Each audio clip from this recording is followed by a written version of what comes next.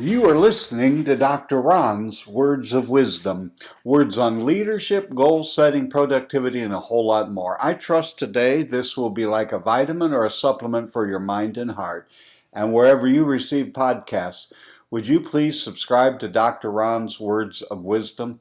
Leave a rating and a brief written review. It will enable others to locate this podcast. You can go to Spotify, iTunes, TuneIn, Stitcher, Podbean, it goes on, but please sign up and subscribe for Dr. Ron's Words of Wisdom. Today, I want to talk about the creative tension that exists between thinking and doing. Now, there'll be some quotes that I'll share in a little bit that make you feel that they are biased one side to the other.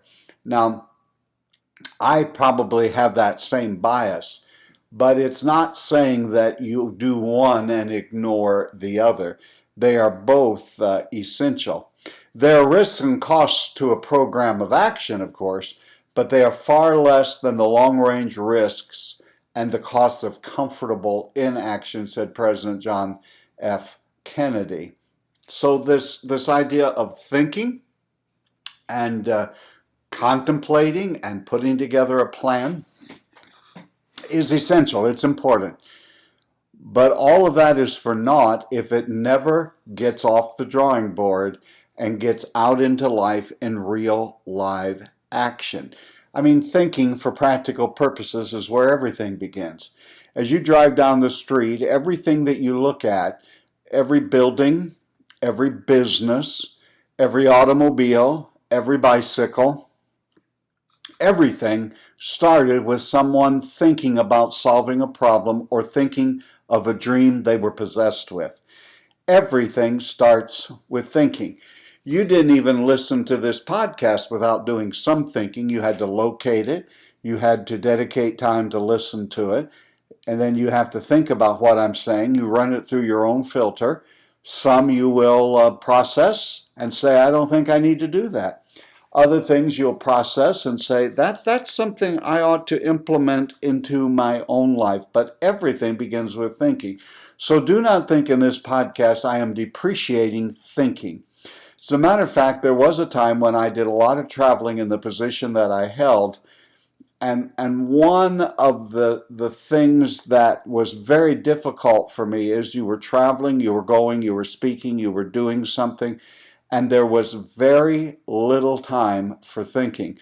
I tried to make the time that I was on airplanes time that I would do some thinking about what I'm doing, what I want to do, where are things headed, am I actually doing things that are making an appreciable difference. So thinking is where everything begins. It's essential. So do not hear us today saying, stop thinking, keep thinking.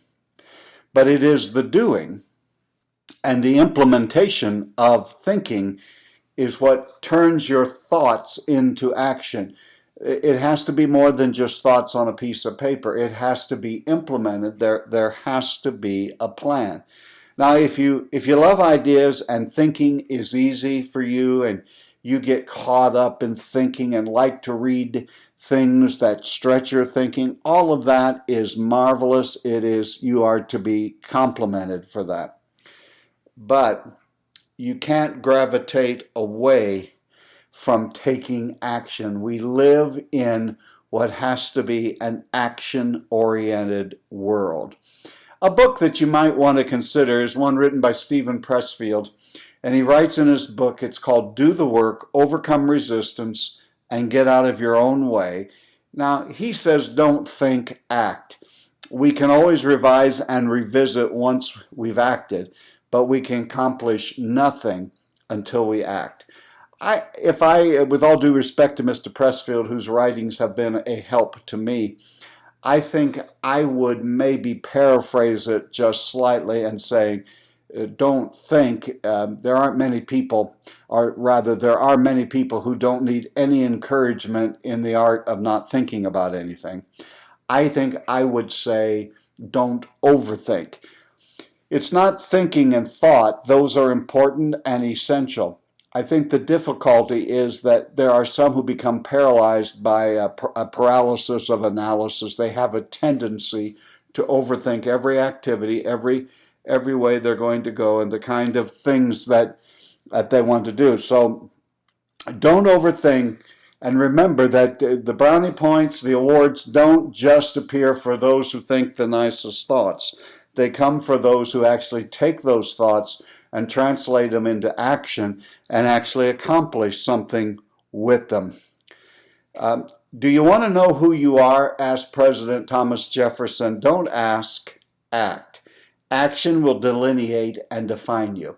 You see, I can't really see your thoughts. I can't really even understand your thinking unless you find some way to express it. And those thoughts must be delineated into activity. One day you're going to wake up and there won't be any more time to do the things you've always wanted to do. Do it now. This is a great mantra that could help you and assist you, especially those who like to overthink. You get paralyzed by the analysis and you never get the things that you need to get done. I'm going to give us about 9 steps of what you need to think about as we marry these two concepts together of being thoughtful, thinking your way through, understanding the process, and then what I call that point where you just have to take action. Let's talk about the first step to bring these two very important, crucial items together, both the thinking and the doing. The first is you have to know where you're headed. A lot of times, good ideas have not been thought completely through, and you have not asked yourself, if this just follows along, where will it lead me? There are a lot of nice things to do, a lot of activities with which you can fill your time and keep busy, but you must continually ask yourself, is this moving me in the direction that I desire to go, the direction of the dreams, the goals, the visions that I have? You have to sit down and think, where are you headed, and then take the action, make the preparation that will move you in that direction.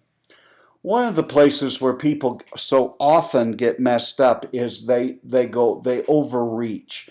They have this really big vision and goal. They've really thought, meditated about it. They've even worked it out, and they are so anxious to get there, in such a hurry to get there, that they make this enormous goal and action that is so unrealistic, as in, I'm going to lose 100 pounds in 2 months.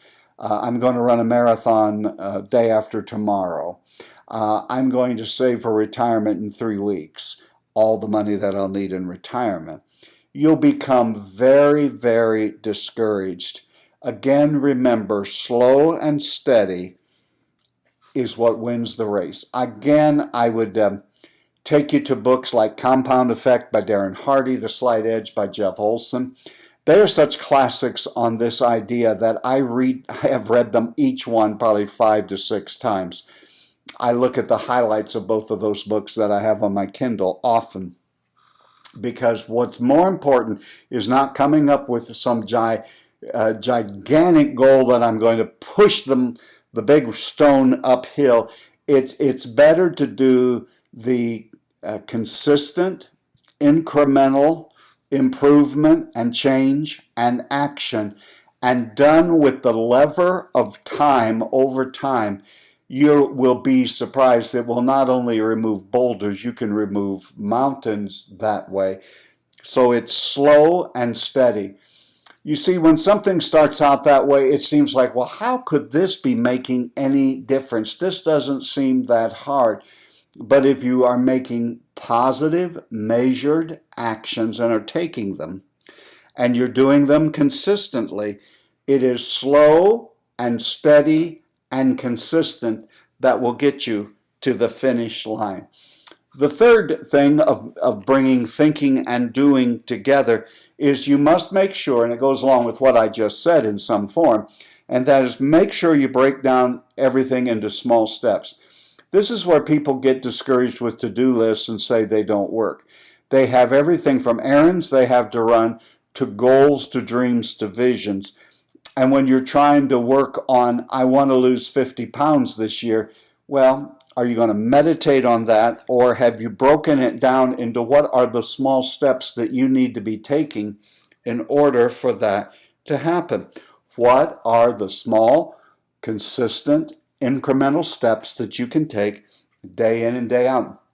One of the best activities you can do is to take your thinking, to take your goals, and spend the better part of a day or an afternoon somewhere and just get yourself away and work your way back from here is if I reach this goal, how will I work my way back? What are the steps? What are the actions that I must take in order for that to happen? Break everything down in small steps. Celebrate the victories. I don't mean just at the end of it, because the end of it may be quite some time in the future, but celebrate even small victories. So many times we get focused, and those of us in leadership, we see what's wrong and what needs to be improved and how I need to get better and how my organization needs to get better, that we fail to step back once in a while and count our blessings and to say thank you. And to say, though there are many things that we need to improve and get better on, there are a lot of things that are really going very well. Celebrate those victories. The next one that I would say, the fifth one, is protect your time. If you allow talking and just wasting time, you'll not get done. You'll never be able to translate your thinking into action. There's a time to visit, there's a time to go to lunch, there's a time to have coffee, there's a time to have fun, there's a time to watch something on Netflix, but there's also time to work. And if you don't work, you're going to run out of time. Guard your time. You know, I'm a believer in working in time blocks. Get the work done. Protect your time. Number 6, find the efficiencies. You'll know through trial and error that there are effective and efficient ways of doing things. You'll understand the times of day when your awareness is heightened and your energy is strong. You'll know little hacks and shortcuts that you can use to get certain things done. Continually look for effective and efficient ways to accomplish the things that you are seeking to accomplish. Number 7, review regularly. You will always have to do corrections and tweaks with your goals. Everything does not work out. Things start at times and fizzle. We run out of energy. Oftentimes we get involved with something and we realize there probably was a better way to go about this, a better goal for us to be working on. So it's important whether it's, I review some things daily, some things weekly, everything monthly, and everything quarterly and then yearly. So you must review. You cannot live an unreviewed life. I know the great philosopher said the unexamined life is not worth living. I'm telling you right now, the unreviewed life is going to cause you grave difficulties. So make sure whatever it is you're involved with, whatever you're doing, that you review it on a regular basis. Number 8, remain flexible. You know, we don't know what tomorrow holds. If anything, the year 2020 has shown us that we have no idea all the things that are going to happen and are happening. And there will also be, when you're working along, there could very well be an opportunity that presents itself that you never saw coming. It was nowhere on your radar. And you have to determine, do I need to kind of recalibrate, readjust, go this new direction? If you're inflexible and say, no, these are the goals I decided to work on in January and I'm going to work on them through this year, you could miss out on a really incredible opportunity. Now, I'm not saying that to just give up when it becomes tough. You need to keep working through it. But be flexible. You may find a better way, a different way. Someone may be able to speak into your life and show you a better, more effective way of doing something. And you can only incorporate that into your life in proportion to how flexible you are. So don't become rigid. Be a flexible person. And the 9th and final one is learn lots of things, but always make your learning actionable. You're not just learning things just to fill your head or to improve your gray matter, though that is not an unworthy goal. But all of our learning and all of our studying and all of our figuring out should be speaking to us to inform our actions. Be a thoughtful person, but always be action-oriented. Be a thinking person. Read, learn, study, talk to experts, watch people's lives. But always make sure the goal isn't just to learn. The goal is there's something there that is actionable that I can put into my life to make it better. You have been listening to Dr. Ron's Words of Wisdom. Words on leadership, goal setting, productivity, and a whole lot more. I trust today this was like a vitamin or a supplement for your mind and heart. And wherever you receive podcasts, would you please subscribe to Dr. Ron's Words of Wisdom, leave a rating and a brief written review.